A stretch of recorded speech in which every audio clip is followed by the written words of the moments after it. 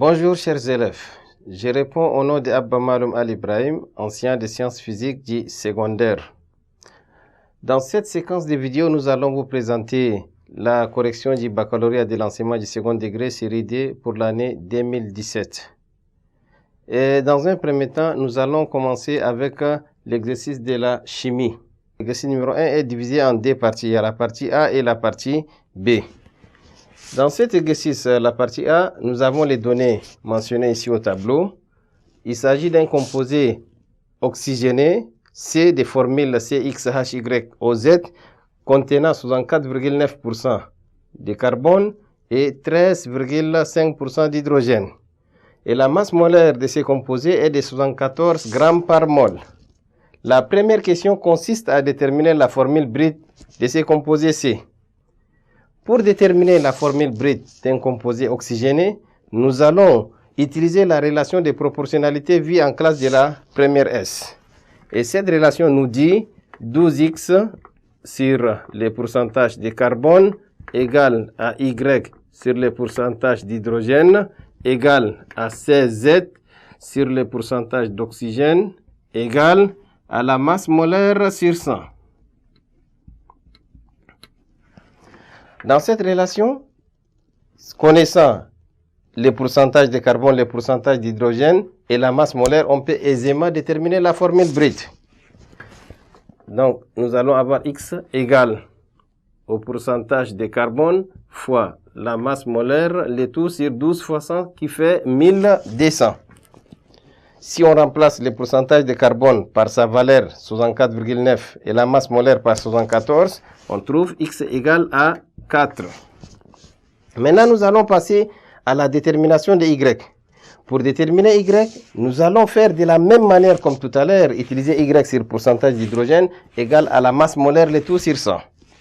Et donc, dans cette relation, on aura Y égale au pourcentage d'hydrogène fois la masse molaire, le tout sur 100. Là aussi, on va remplacer le pourcentage d'hydrogène par 13,5, la masse molaire par 74, le tout sur 100. Tout calcul bien fait, on obtient Y égale à 10. Maintenant, il reste la détermination de Z. Pour déterminer Z, on peut utiliser soit l'expression de la masse molaire ou bien chercher à déterminer le pourcentage d'oxygène pour trouver Z. Avec l'utilisation de la masse molaire, on va avoir grand M égale à 12 fois 4 qui fait 48 plus la masse molaire d'hydrogène 1 fois 10. N'oublions pas l'oxygène qui est 16Z égale à 74. 12 fois 4, 48 plus 10, 58. Donc on aura 16Z égale à 16. Parce qu'on va avoir 74 moyen 58 qui nous donne 16. Et au final, Z égale à 1. D'où la formule brute est de la forme C4H10O. Voici la première question de l'exercice de la chimie. À présent, nous allons passer à la question numéro 2. La question numéro 2 consiste à déterminer les formules semi-développées de ces composés. Formule semi-développée de C.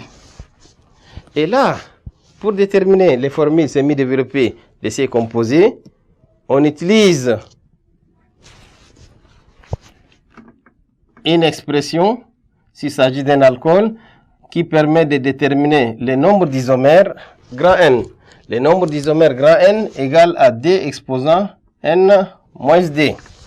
Dans notre calcul ici, nous avons trouvé N égale à 4. Donc 4 moins D nous donne 2. D exposant D égale à 4. Ça veut dire le nombre d'isomères égale à 4. On va avoir 4 isomères différents pour cet alcool. Alors, nous allons avoir CH3, CH2, CH2 et CH2OH. On nous demande de déterminer les formules semi-développées ainsi que leur classe. Les noms, c'est le butanol, butanol 1. Ou bien on peut aussi dire butane 1-ol.